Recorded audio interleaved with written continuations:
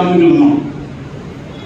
మొన్న కాకినాడలో మన కదులు దుర్గేశ్వర ద్వారా పవన్ కళ్యాణ్ గారిని కలిసి ఎన్నికల మ్యాచ్ ముచ్చిపై ఇచ్చాం. అలాగే మండపేటలో కూడా రా కదిలిగా సమావేశంలో కూడా చంద్రబాబు నాయుడు కూడా కలిసి ఎన్నికల మేనిఫెస్టో పైకిచ్చాం. అలాగే లోకేష్ గారితో కూడా రవాణా రంగం గురించి కాన్ఫరెన్స్ ఏర్పాటు చేద్దామంటే విజయవాడలో A1 కన్వెన్షన్ హాల్లో ఆయన కూడా కాన్ఫరెన్స్కి వెళ్ళాం. అక్కడ కూడా ఎన్నికల మేనిఫెస్టో పైకిచ్చాము. అన్ని వివిధ పార్టీలకు ఇచ్చినప్పటికీ కూడా మరి ఏ పార్టీ కూడా రవాణా రంగానికి ప్రాధాన్యత ఇవ్వట్లే.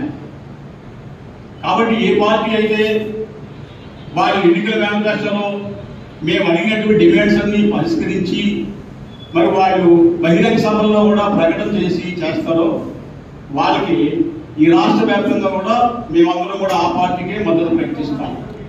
అంతేకాదు మరి ఇలా జగన్మోహన్ రెడ్డి గారు కూడా గతంలో మాకు ఎన్నికల మేనిఫెస్టోలో చట్టసభల్లో ప్రాతినిధ్యం కల్పించమని మేము అడిగాం.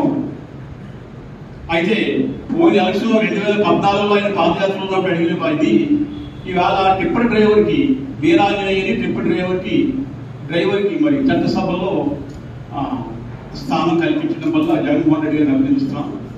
అలాగే మరి ఎన్నికల మేనిఫెస్టోలో జగన్మోహన్ రెడ్డి గారు మీరు ఇచ్చింది ఏంటంటే వాహన మిత్ర పథకం ఈవేళ మీరు 4 లక్షల మందికే మీరు ఇస్తున్నారు. అయితే సుమారు 12 లక్షల మంది ఉన్నారు. ఆటోలు అయితే ట్యాక్సీలు అయితే ఓనర్ కమ్ డ్రైవర్స్ ఇవాళ 4 లక్షల మందికే మీరు ఇస్తున్నారు. కానీ ఎడం చేతిలో చాక్లెట్ని పెట్టి మీరు కుడి చేతిలో ఉన్నటువంటి మరి లడ్డూని తీసుకున్నట్టుగా ఒక సామెత ఉంది. ఎందుకంటే కర్ణాటక, తమిళనాడు, కేరళ ఏ రాష్ట్రంలో చూసినా పర్యావరణ పరిరక్షణ కొరకు మేము సంవత్సరానికి 200 రూపాయలు గ్రీన్ ట్యాక్స్ చెల్లిస్తుంటాం. ఆ గ్రీన్ ట్యాక్స్ ని ఈవేళ ఆంధ్రప్రదేశ్లో ఆటోకి 4,000, మోటార్ క్యాబ్ అంటే చిన్న తరహా బండికి 4,000, వ్యాన్కి 20,000, లారీకి 20,000, మ్యాక్సీ క్యాబ్కి 6,000. ఈ రకంగా మీరు దోపిడీ చేసి రవాణా రంగాన్ని కుదేలైపోయే పరిస్థితులు కూడా తెప్పించారు.